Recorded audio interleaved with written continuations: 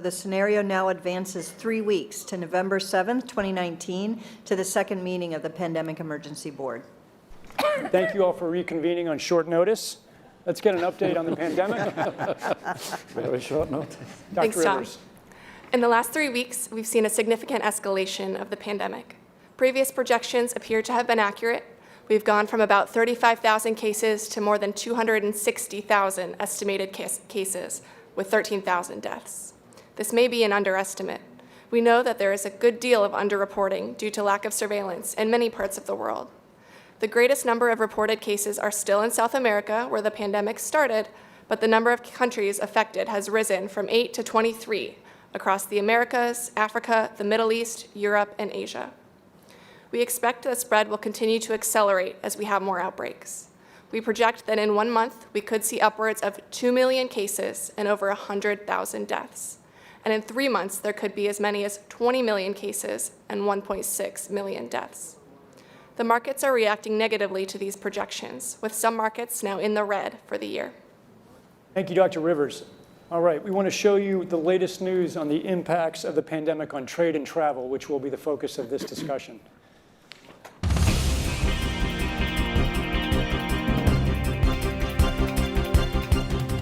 In addition to global public health crisis, CAPS is creating havoc with the trade and travel industries. The frightening public health toll of CAPS continues to mount. Patients are overwhelming healthcare facilities around the world, including many of the makeshift triage and temporary care facilities. People are avoiding public spaces out of fear of infection and in compliance with public health recommendations. This has had a dramatic effect on the retail and service sectors. Businesses of all kinds are struggling to operate, let alone provide basic services as their workers have fallen sick or refused to come to work. Some companies have allowed telecommuting, but for most businesses and employees, this is not an option. Public health agencies have issued travel advisories, while some countries have banned travel from the worst affected areas. As a result, the travel sector is taking a huge hit. Travel bookings are down 45%, and many flights have been canceled. A ripple effect is racing through the service sector. Governments that rely on travel and tourism as a large part of their economies are being hit particularly hard. Consumer confidence has fallen dramatically, and people are delaying or canceling discretionary purchases. As a result, manufacturers are scaling back production on many goods. On the other hand, staples like food and medicine are being hoarded. Mandated border closures and trade restrictions are creating severe localized shortages. The Purchasing Managers' Index suffered its sharpest decline in 50 years, a leading indicator that markets are preparing for a prolonged period of economic disruption. In some regions, politicians are adding to the noise and confusion through social media. Ban all goods and travel from infected countries, and boycott companies that spread disease are common Twitter refrains often led by public figures. It's safe to say we face a tough dilemma. The movement of people may facilitate the spread of CAPS, but interruptions to travel and trade may have economic consequences that are just as bad. And to give us more detail on these issues before our discussion, Lucia Mullen. CAPS is spreading, and it's largely due to the movement of people. Individuals from affected regions traveling to unaffected areas, and susceptible people traveling to affected areas and getting sick. Travel poses real health risks, both of spreading the disease and of travelers getting sick.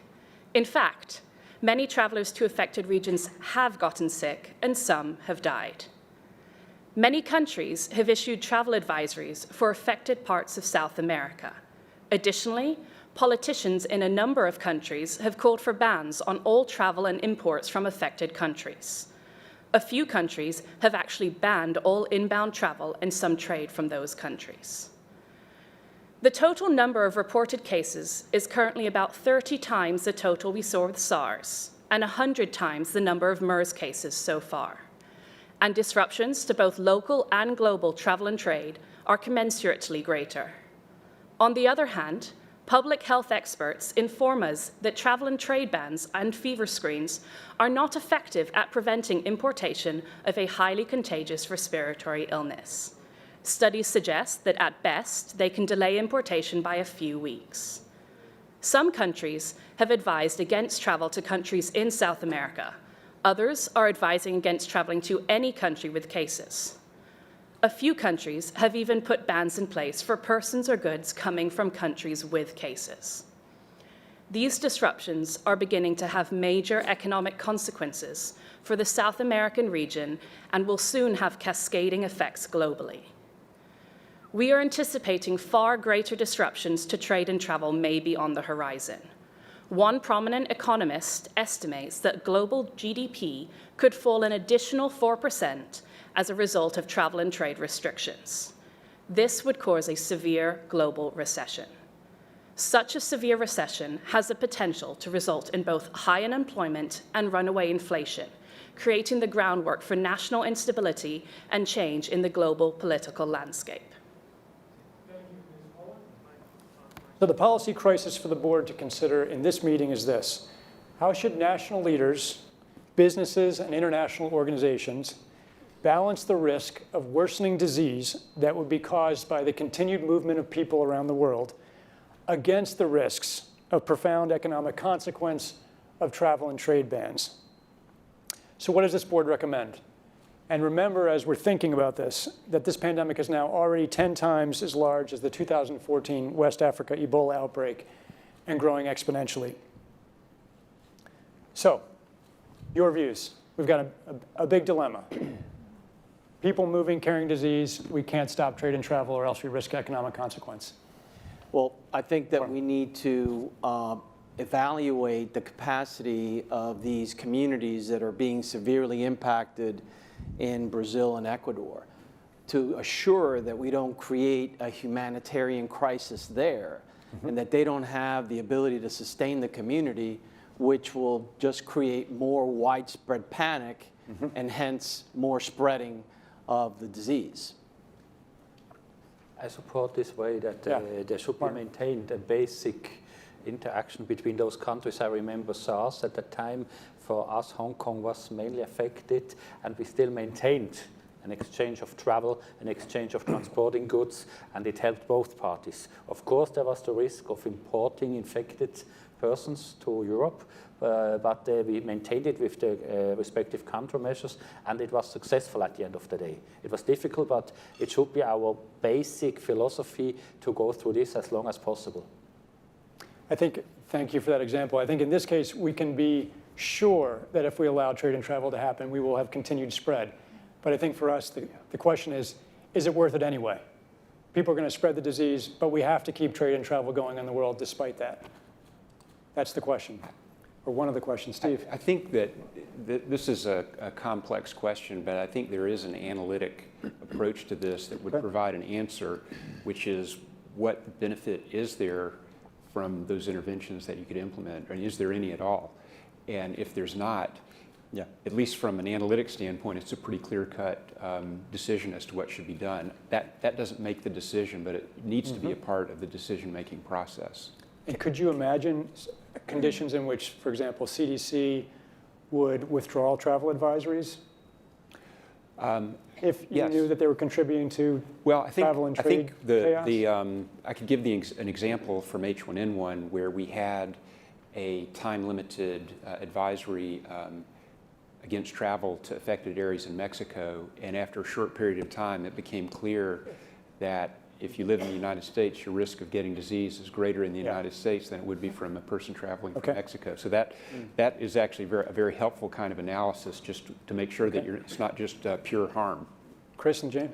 Yeah, I think we have to avoid thinking of whether this is a binary decision of whether there should be trade or travel or not. I think there has to be informed travel. I think having advisories that let people know about what, if they are going to travel, what they need to do to stay safe, and that has to incorporate some of the things we talked about in the last meeting about what's the likely availability of personal protection equipment or treatment should they fall ill while they're traveling. And in trade, we have to understand, again, how do we protect the people who are involved in keeping the global infrastructure of trade and logistics going. We need that infrastructure to move healthcare workers, to move healthcare commodities. We shouldn't take blunt instruments. We should actually protect the people engaged in making the international trading system work and inform people who are going to travel with or without a ban, and make sure they're making informed decisions rather than saying travel yes or no. Okay, Jane? I was going to make a very similar point, so let me make a slightly different one, but I agree with everything that Chris has said. We know that if you try and put a border between peoples who actually have reason to travel, they will go around you. And we also know that people will then hide issues around disease. So the question about how you give people the best information so they can protect themselves, and in Australia's case, in theory, we could close our borders, but let's be completely clear. We probably have enough fuel supplies to last us maybe a month. So in a practical sense, very, very often, there's not a lot you can do but to keep trade and travel going. But exactly as Chris says, it has to be done in a nuanced way. And for those of us who travelled through Asia during SARS, I was one of those people. Being informed about what I needed to do to protect myself was a really important part of how we handled that. Thank you. Tim? So, yeah, I think in the same vein, the last two comments. First is I think the International Health Regulations Committee, Emergency Committee, should be issuing rational advice on how to best protect oneself, recognizing that this is already out of the bottle, but there may be ways in which certain constituencies can protect themselves, and those should be issued as guidance to manage unnecessary spread or prevent unnecessary risks. Secondly, I think it's really important for this board to be looking at 1 month and 3 months and saying, what is the essential business continuity that we have to establish now? Because this is only going to get worse. And we need to look at what are the most important functions to keep not only the global economy going, but also essential basic commodities to make sure that we're not going to get into fuel and food and other critical shortages that are going to accelerate economic contraction. So I think it's very important now to start projecting out to identify with the key constituencies that are responsible as part of the global ecosystem for managing life, critical supply, trade, and activity, to get those constituencies mobilized and begin to identify essential continuity plans. We are going to actually talk about that explicitly in a bit, and thank you for raising that. Latoya. In looking at my sector, we know that travel is the basis, and hospitality. Travel and hospitality is the basis of what we do. And limiting bans, putting potential bans in, that has a wide economic effect on those particular areas. And so, and devastating consequences, because we're looking at individuals who may not be able to earn a living, and it moves forward from that point. One thing you look at is your business continuity plan that you have as a private sector industry, and see where you can manipulate or even look at the minutia of the plan to see how you can assist those areas in which they're most affected to lessen the economic strain. Thank you. A number of people want to get in. Let's move around the table this way. For those who haven't had a comment yet, Levon? Yeah. So I've received a note to say that the supply chains are already being disrupted with employees refusing to come to work unless they're provided with PPE. So, along the same lines, the business continuity plan actually kicks in already. And I would say that for the rest of the business activities, so those that may not be directly impacted, they should start exercising some of those business continuity plans as well.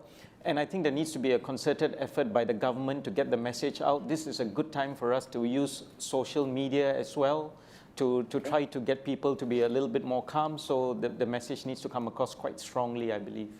Getting the message out is one important thing that we really should follow up clearly also from our industry. I mean, there are so many rumors around, there are so many aspects around, and this has a very, very heavy impact, like Latoya also mentioned, for their industry. We have to keep this up. We have to try to maintain a basic service all over, otherwise the system will collapse. And at the moment, it really faces on rumors and on aspects that are a fact that we transport affected passengers. Yes, that's a fact. We cannot neglect this, but we should deal with this somehow, and still travel and maintaining the system is partial and crucial.